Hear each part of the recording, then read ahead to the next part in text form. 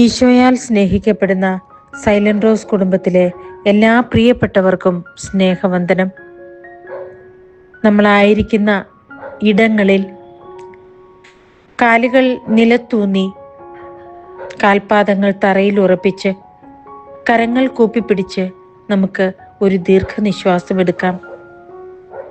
നല്ല നാഥനായ ഈശോയെ, അങ്ങയുടെ സന്നിധാനത്തിനരികെ ഞങ്ങൾ ആയിരിക്കുന്നു. ഈ ദിവസത്തെ എല്ലാ കാര്യങ്ങളും അങ്ങയുടെ തിരുമുമ്പിലേക്ക് സമർപ്പിക്കുകയാണ്.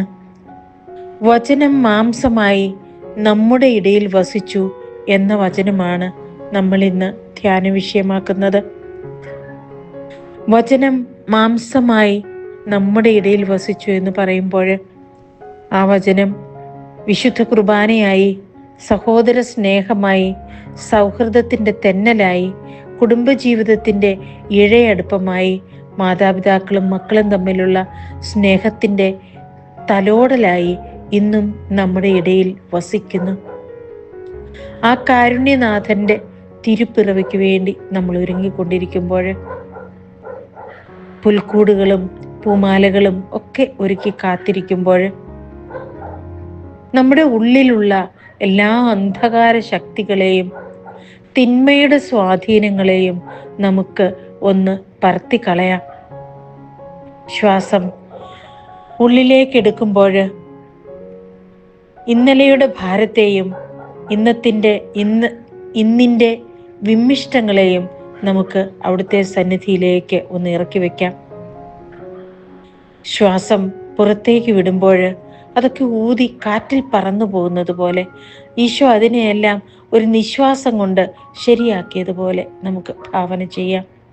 നല്ല ഈശോയുടെ സന്നിധാനത്തിനരികിലിരുന്ന് ഒരല്പനേരം ശ്വാസോച്ഛ്വാസം ശ്രദ്ധയോടുകൂടി നമുക്ക് അനുഭവിക്കാം.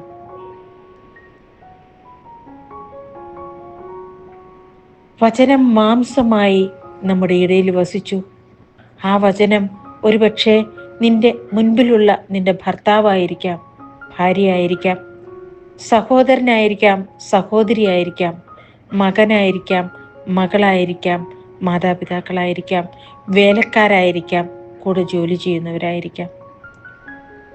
ഓരോ വ്യക്തിയുടെയും മനസ്സിൻ്റെ അകത്ത് ഒരുപാട് ഒളിക്യാമറകൾ വെച്ച് നോക്കുകയാണെങ്കിൽ ഓരോ സങ്കടങ്ങളും അവരുടെ ചിന്തകളുമൊക്കെ നമുക്ക് കാണാൻ കഴിയും.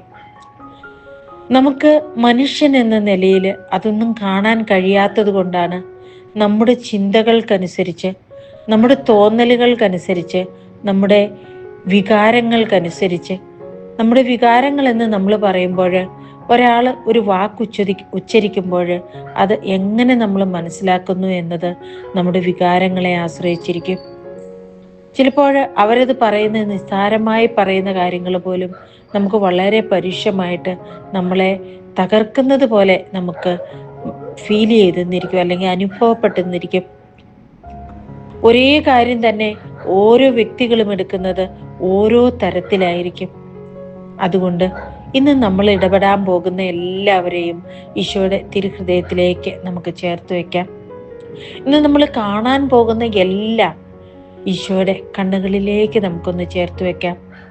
ഇന്ന് നമ്മൾ സ്പർശിക്കാൻ പോകുന്നത് അതൊരു പേപ്പറാവട്ടെ, പേനയാവട്ടെ, മനുഷ്യനാവട്ടെ, മൃഗമാവട്ടെ, എന്ത് തന്നെയാകട്ടെ, അതെല്ലാം ഈശോയുടെ മുമ്പിലേക്ക് സമർപ്പിക്കാം.